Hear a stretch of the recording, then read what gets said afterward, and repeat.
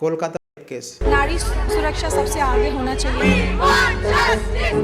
Inquiry चल रहा है, इसका कोई रिजल्ट नहीं अभी तक मिला है।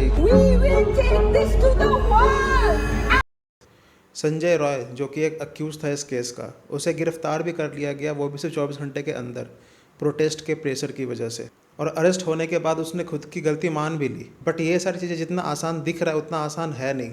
इसके पीछे इतना झोल झपाटा है कि जैसे मानो वहाँ की कोलकाता पुलिस ने खुद इस केस से पीछा छुड़ाने के लिए उसने अपना ही केस खुद सरेंडर करके सीबीआई को ट्रांसफ़र कर दिया, जैसे कोलकाता पुलिस को किसी और चीज़ में हाथ काले करने हो। एक केस के अकॉर्डिंग सस्पेक्ट पकड़ा गया, उसने अपनी गलती मान ली, बट स्टिल वो प्रोटेस्ट अब भी चल रहा है।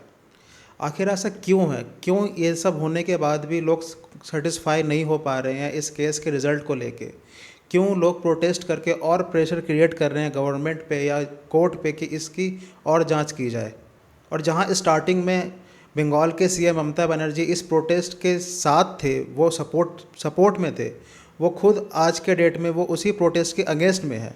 और वो इस लेवल के अगेंस्ट में है कि ओपनली उनके पार्टी का मेंबर प्रोटेस्टर से कह रहा है कि अगर किसी ने ममता बनर्जी के खिलाफ अगर कोई आवाज़ भी उठाई तो उसके लिए अच्छा नहीं होगा। आखिर कहाँ से आ रहा है ये इतना सारा पावर? किसके सपोर्ट से ये सब एक्टिविटी हो रही है? इसके रूट कॉज को समझने के लिए हमें इसके मेन 3 अक्यूज्ड के हिस्ट्री में जाना पड़ेगा। पहला संजय रॉय, दूसरा संदीप घोष और तीसरा है खुद आरजी कार मेडिकल कॉलेज, जिसके पीछे 23 साल का एक गंदा पास्ट जुड़ा हुआ है। और इसी पास्ट की वजह से ये प्रोटेस्ट आज भी चल रहा है। सबसे पहला जो सवाल उठता है कि प्रोटेस्ट वो रोक क्यों रहे हैं? क्या प्रोटेस्ट इनलीगल है? जी नहीं, ऐसा बिल्कुल नहीं है। कॉन्स्टिट्यूशन के अकॉर्डिंग कोई भी इंडियन सिटीजन अपने राइट्स को प्रूव करने के लिए वो प्रोटेस्ट कर सकता है, बट वो पीसफुल होना चाहिए। उसमें किसी का नुकसान ना हो तो वो प्रोटेस्ट कर सकता है, चाहे वो सिंगल हो या ग्रुप में हो। बट ये पीसफुल प्रोटेस्ट करने के बावजूद कोलकाता पुलिस उन्हें क्यों रोक रही है? जहां इनिशियली कोलकाता पुलिस को उस केस पे इतने ध्यान से काम करना चाहिए था, उसके बजाय वो इस प्रोटेस्टर को रोकने के में लगे हुए हैं, वो भी हर तरीके से, चाहे वो पानी के फोर्स से हो या आंसू बम फेंक के हो। अभी हाल ही में हुए झड़प में प्रोटेस्टर को जब भगाया जा रहा था तो काफ़ी सारे लोगों के हाथ में नेशनल फ्लैग था। तो उस नेशनल फ्लैग को देखकर ममता बनर्जी कहती हैं अपने स्टेटमेंट में कि ये उनके पार्टी के लोग नहीं थे, वो तो चलो ठीक है, बट वो ब्लेम करते करते ये भी कह रही हैं कि जिसके हाथ में नेशनल फ्लैग है वो बीजेपी के बंदे हैं। मतलब आप पार्टी पे ब्लेम करो वो चलता है, वो आपका आपसी पॉलिटिक्स मामला है, बट नेशनल फ्लैग को इस बीच में ऐसे घसीटना ये कहाँ तक सही है? ये प्रोटेस्ट इतने हाई लेवल तक क्यों पहुँचा? क्यों इतने क्राउड जमा हुए? इस पे पहुँचने से पहले हमें संजय रॉय और संदीप घोष के पास में जानना पड़ेगा। 2016 में Sanjay Roy as a cook RG Kar medical college में ही काम करता था और वो सडनली एक दिन गायब हो गया। तो बट एक कुक गायब होने की वजह से किसी ने कोई नोटिस नहीं किया और ठीक 2019 में वो एज ए सिविक वॉलेंटियर वापस आया, और वो भी डिज़ास्टर मैनेजमेंट के टीम में। बट उसने किसी तरह सोर्स लगा के खुद को वेलफेयर सेल में ट्रांसफ़र करवा लिया, क्योंकि वेलफेयर सेल में हॉस्पिटल जैसे डिपार्टमेंट्स आते हैं जिसमें वो ईजीली सरकारी बेड्स को ब्लैक में बेचकर एक्स्ट्रा पैसे कमा सकता था। और कुछ टाइम बाद जाके उसने उसी कॉलेज के स्टूडेंट यूनियन छात्र परिषद में भी जान पहचान बना ली, और वो जान पहचान उसके काफ़ी काम आने लग गए थे। इवन उसी जान पहचान के बदौलत उसने धीरे धीरे करके जो पुलिस की वेलफेयर कमेटी होती है 14 लोगों की, उसमें भी उसने जगह बना ली थी। एक बैरक जिसे आप एक एज ए क्वार्टर समझ सकते हैं, वो भी उसे अलॉट कर दिया गया था, जो सिर्फ पुलिस वालों को अलॉट होता है रहने के लिए। और धीरे धीरे करके 2020 तक इसने अपना कनेक्शन इतना स्ट्रॉन्ग कर लिया था कि पुराने न्यूज़ की अगर हम माने तो उस समय उसने 6 लोगों का ट्रांसफ़र भी करवाया था अपने सोर्स के बदौलत। और ठीक उसके 1 साल बाद 2021 में संदीप घोष ने आरजीकर मेडिकल कॉलेज ज्वाइन किया एज ए प्रिंसिपल। जब इन्होंने मेडिकल कॉलेज ज्वाइन किया, उसके ज्वाइन करने के कुछ टाइम में ही संजय रॉय और संदीप घोष काफ़ी क्लोज आ चुके थे। यहाँ तक कि वहाँ के डिप्यूटी सुपरिटेंडेंट जो अख्तर अली हैं, उन्होंने भी इस बात को कंफर्म किया है। और 2021 से लेकर 2023 तक आते आते संदीप घोष के सारे पोल धीरे धीरे वहाँ के मेंबर्स के सामने खुलने लग गए थे। और यही रीज़न है कि अख्तर अली ने इस करप्शंस को लेके काफ़ी सारे लेटर्स गवर्नमेंट को लिखे, इंडिया के सेंट्रल गवर्नमेंट को लेटर लिखा, कुछ लेटर्स उन्होंने सीएम को भी लिखा। अख्तर अली का कहना है कि वहाँ उस आरजीकर कॉलेज में आने से पहले भी वो जिस कॉलेज में थे वहाँ पर भी इनके ऊपर काफ़ी सारे करप्शन के केसेस के चार्जेस थे। और सेम चीज़ को फॉलो करते हुए जब इनको किसी तरह से पता चला कि ये सेम चीज़ इस कॉलेज में भी कर रहे हैं, चाहे वो ऑर्गन ट्रैफिकिंग का काम हो या कैंपस में पोर्नोग्राफी शूट करने का काम हो, इन सब को लेके उन्होंने मल्टीपल टाइम्स गवर्नमेंट को लेटर लिखे। और ये सब करने के बावजूद भी संदीप घोष को कुछ भी नहीं हुआ, बल्कि अख्तर अली को ही ट्रांसफ़र कर दिया गया किसी और हॉस्पिटल में। जब ये बात धीरे धीरे वहाँ के स्टूडेंट और डॉक्टर्स को पता चली तो वो खुद संदीप घोष को मारने के लिए भी दौड़ पड़े थे। और यही रीज़न है कि वो आज के टाइम पे बॉडीगार्ड्स को साथ लेके घूमता था। और ये जो बात है कि डॉक्टर और स्टूडेंट ने मिलकर उनको दौड़ाया था, ये फुटेज आपको इजीली इंटरनेट पे मिल जाएगी। संदीप घोष तो फिर भी मानो फिर भी एक अच्छे खासे पोस्ट पर था, उसका किसी तरह किसी चीज़ों से बचना एक लेवल तक थोड़ा सा मुमकिन लगता भी है। बट संजय रॉय जो कि सिर्फ एक सिविक वॉलंटियर था, उसके पीछे ऐसे क्या पावर्स थे या किसका सपोर्ट था कि ऑलरेडी उसके ऊपर पुलिस केस होने के बावजूद भी उसको सिविक वॉलंटियर का जॉब मिला। और इवन ये जॉब के दौरान रहते हुए भी उसने डोमेस्टिक वायलेंस किए हैं अपने वाइफ और कई सारे लेडीज़ों के साथ।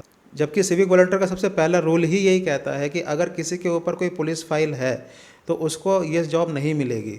बट इसके बावजूद संजय रॉय खुद को एज ए पुलिस दिखाता था लोगों के सामने, क्योंकि वो पुलिस प्रिंट किया हुआ टी शर्ट और अपने बाइक पे भी पुलिस का स्टिकर चिपका रखा था, जिसकी वजह से आसपास के लोग धीरे धीरे उसे पुलिस ही समझने लगे। और उसने इस तरीके से अपना एक इन्फ्लुएंस क्रिएट कर लिया था कि लोग उसको सिविक वॉलंटियर से ज़्यादा उसको एज ए पुलिस ही ट्रीट करते थे। और ये सारे कहीं ना कहीं उसके पीछे का वो सपोर्ट ही था, जिसकी वजह से उसने इतना बड़ा कदम उठाया 9 अगस्त की रात को। अब 9 अगस्त की रात को डिटेल में क्या हुआ उसके ऊपर आपको काफ़ी सारे ऑलरेडी आर्टिकल न्यूज़ आपको दिख गए होंगे। अगर आपको नहीं पता है तो मैं आपको शॉर्ट में ये बता देता हूँ कि 9 अगस्त की रात को उसने उसी कॉलेज के एक स्टूडेंट जो कि एमडी कर रही थी, जिसकी वजह से उसकी वहाँ 36 घंटे की शिफ्ट थी, उसने वहाँ के हॉस्पिटल के सेमिनार में उसने रेप किया था। और रेप करने के बाद भी ताज्जुब वाली बात यह है कि वो ना किसी से डरा ना किसी से कहीं से भागा, वो चुपचाप अपने बैरक में जाके सो गया। क्या ये सच में किसी बिना सपोर्ट का ये मुमकिन लगता है?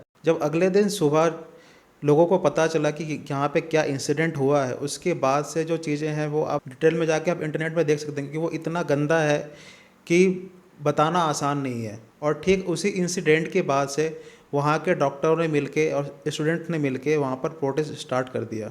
बट इनिशियली जब प्रोटेस्ट स्टार्ट हुआ था वो तब भी गवर्नमेंट के कंट्रोल में था। बट बात तब बिगड़ी जब केस सीबीआई को ट्रांसफ़र कर दिया गया 13 तारीख को। और ठीक उसके अगले ही दिन 14 अगस्त को एक प्रेसिडेंसी कॉलेज की लड़की रिमझिम सिन्हा ने फेसबुक पर पोस्ट डालकर उसने रिक्वेस्ट किया कि सभी जादवपुर के बस स्टैंड 8B पे आके पीसफुली प्रोटेस्ट करेंगे। काफ़ी ज़्यादा भीड़ जमा हो गई और जिसके बाद से वहाँ पर गवर्नमेंट का कंट्रोल लूज़ होने लग गया। और ठीक इसी भीड़ का फ़ायदा उठाते हुए अचानक से अलग से 7 से 8 हज़ार लोगों की भीड़ आई और एकदम से उन्होंने धावा बोल दिया हॉस्पिटल में। और घुसकर उन्होंने सारे इक्विपमेंट जैसे MRI मशीन, एक्सरे मशीन को तोड़ते हुए, सारे CCTV कैमरास को तोड़ते हुए वो ठीक सारे के सारे एक टाइम पे उसी सेमिनार हॉल में पहुँचे जहाँ उस विक्टिम का इंसिडेंट हुआ था, जिसे देख के हर कोई क्लियर कट कह सकता है कि ये सारा प्लानिंग था एविडेंस को मिटाने के लिए। एविडेंस तो खैर पहले भी बचा कुचा था ही नहीं, क्योंकि जब 9 अगस्त को ये कांड हुआ था तो ठीक उसी दिन उसी लोकेशन से 20 मीटर आगे कंस्ट्रक्शन का काम स्टार्ट कर दिया गया था वहाँ के मैनेजमेंट के थ्रू, ताकि वहाँ के एविडेंस को टैंपर किया जा सके। बट जो भी उसके बावजूद एविडेंस था उसको भी टैंपर करने के लिए यह सारा नाटक किया गया था 7 से 8 लोगों का भीड़ जमा करके। न्यूज़ आर्टिकल के अकॉर्डिंग वहाँ के उस भीड़ के जब कुछ चेहरों को पहचाना गया तो उन सारों का नाम TMC पार्टी से जोड़ा गया, जिसमें सबसे पहला नाम आता है सौमिक दास का, जिसे TMC का मेंबर बताया गया। तो वहाँ पर ममता बनर्जी ने कहा कि हो सकता है कि वो TMC का सपोर्टर हो, इसका मतलब ये नहीं है कि वो काम TMC वालों ने करवाया है। ठीक उसके बाद दूसरे चेहरे को सस्पेक्ट किया गया जिसका नाम था ऋषिकांत मिश्रा, उसे भी TMC से लिंक किया गया। ठीक इसी तरह शुभोदीप कुंदू, सौम्यदीप, तुलसी हालदार, इन सारों को पहचाना गया जो कि TMC के ही मेंबर हैं। और इसके अलावा भी काफ़ी सारे नाम हैं जो TMC मेंबर्स का ही है। जिसके बाद वहाँ के स्टूडेंट्स और डॉक्टर्स का गुस्सा और बढ़ गया और उन्होंने और ज़्यादा लेवल पे प्रोटेस्ट करना स्टार्ट कर दिया। एक्चुअली उनके अंदर का गुस्सा होने का रीज़न ये है, 2001 में सौमित्र विश्वास नाम का लड़का जो बैरकपुर में रहता था, उसने एक दिन अपने पेरेंट्स को फ़ोन करके कहा कि आरजी कर मेडिकल कॉलेज में कुछ तो है जो गड़बड़ चल रहा है, और ठीक ये बताने के कुछ टाइम बाद ही वो गायब हो गया था। और ठीक 25 अगस्त को 2001 में ही उसकी डेड बॉडी मिली लटकते हुए वहाँ के सेमिनार हॉल में। और ठीक आज की ही केस की तरह उस केस को भी सपोर्ट किया गया था वहाँ के डॉक्टर्स और स्टूडेंट्स के थ्रू, जो कि बात गवर्नमेंट तक पहुँची थी और जिसको सीबीआई को तो नहीं लेकिन सीआईडी को हैंडओवर किया गया था। और उस जांच के दौरान जब सीआईडी ने पता किया तो उसके दोस्तों ने ये बताया कि आरजी कर मेडिकल कॉलेज में पोर्नो शूट करने का काम किया जाता है। और यहाँ तक भी कहा कि वो कभी कभी पास के ही जो एरिया है सोनागाछी से, वो वहाँ से सेक्स वर्कर्स को लाकर वहाँ पर वो पोर्नो शूट करते थे और उस टाइम के करंट सेलिब्रिटीज़ का चेहरा उससे रिप्लेस करके उस वीडियो को मार्केट में सेल करते थे। और सिर्फ इतना ही नहीं, वो इतना गिर चुके थे कि अगर कोई फीमेल की फ्रेश बॉडी आती थी तो उस डेड बॉडी के साथ वो पोर्नो शूट करते थे। सुमित्रा विश्वास को शक इस बात का तब हुआ जब उसकी गर्लफ्रेंड जो उसी कॉलेज में पढ़ाई करती थी, उसके बर्थडे का पिक यूज़ हुआ था किसी वीडियो में, और वो वीडियो सर्कुलेट होते होते उस तक पहुंच गई। जब इसने इसके खिलाफ आवाज़ उठाते हुए वो कॉलेज पहुंचा, तब वो अचानक से उसका डेड बॉडी मिला सेमिनार हॉल में लटकते हुए। और ताज्जुब वाली बात यह है कि जिस चीज़ से उसे लटकता हुआ दिखाया गया था वो एक लाइलॉन की रस्सी थी जिस पे फांसी लगना इम्पॉसिबल है। बट इन सब के बावजूद भी उस आरजी कर मेडिकल कॉलेज पे कोई एक्शन नहीं हुआ। न्यूज़ आर्टिकल के अकॉर्डिंग ये सारे इंसिडेंट के पीछे वहाँ के जो यूनियन मेंबर्स थे कॉलेज के, जो बड़े बड़े मेंबर्स थे, उनका हाथ बताया गया था इन सब में। और सिर्फ इतना ही नहीं, एविडेंस के तौर पर वहाँ पर उनको ट्राइपॉड और रिफ्लेक्टर भी मिला। आज के टाइम में ये ट्राइपॉड और रिफ्लेक्टर तो फिर भी आम बात है, बट 2001 में ये बिल्कुल आम बात नहीं था, क्योंकि उस टाइम पे सोशल मीडिया इस लेवल तक एग्जिस्ट करता ही नहीं था। जैसे 2003 में अरिजीत दत्ता का डेड बॉडी मिलना और उसे भी सुसाइड डिक्लेयर किया गया। उसके बाद 2016 में गौतम पाल, जो कि वहीं की डिपार्टमेंट हेड थे, उनको भी सुसाइड डिक्लेयर कर दिया गया। और उसके बाद 2020 में पालोमी साहा, उसको भी सुसाइड डिक्लेयर किया गया। ये सुसाइड प्रूफ करने का चेन इतना लंबा हो चुका था कि अब जाकर इस केस के बाद, जब इस केस में भी उसको एज ए सुसाइड बताया जा रहा था, तो वहाँ के डॉक्टर्स और स्टूडेंट्स से अब रहा नहीं गया और वो इस लेवल तक प्रोटेस्ट करने के लिए उतर गए। अगर हम करेंट सिचुएशन की बात करें तो हाल ही में संजय रॉय का पॉलीग्राफ टेस्ट किया गया था। उसमें उन्होंने कई सारे राज खोले हैं जो हमें टाइम पे ही पता चल पाएगा। बट ये जो भी लाइटनेस है इन चीज़ों की एक्टिविटी को लेके, क्यों टाइम पे कोई एक्शन नहीं लिया गया। जब भी कोई ऐसा इंसिडेंट होता है तो सबसे पहले एफआईआर किया जाता है, बट यहाँ एफआईआर होने से पहले बॉडी को जला दिया तक गया। बट उसके बाद जाके एफआईआर हुआ, वो भी तब जब उस विक्टिम के फादर ने खुद जाके एफआईआर किया।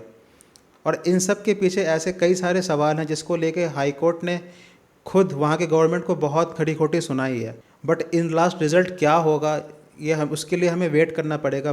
बट हमें इस बार शांत बैठने की बिल्कुल ज़रूरत नहीं है। हमें इस चीज़ को और बढ़ावा देना है ताकि गवर्नमेंट और प्रेशर में आए और इस चीज़ को फेयरली जस्टिस दिला सके, ताकि आने वाले टाइम में हर एक स्टूडेंट को उसके माँ बाप बाहर पढ़ने के लिए भेज सके, कॉलेजों में छोड़ सके रहने के लिए। और गवर्नमेंट को फ्यूचर में ऐसे कोई ना कोई ज़रूर प्लान करना चाहिए जिससे कि ये सारे इंसिडेंट होने की नौबत ही ना आए।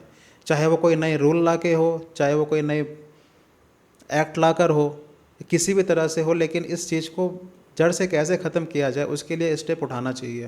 कि आप अगर बंगाल से हैं तो इस केस से जुड़ी अगर कोई अपडेट है जो हमसे मिसिंग हो गई है तो हमें कमेंट सेक्शन में ज़रूर बताएं, ताकि और भी लोगों को इस चीज़ों का पता चले और वो इस प्रोटेस्ट को सपोर्ट कर सके।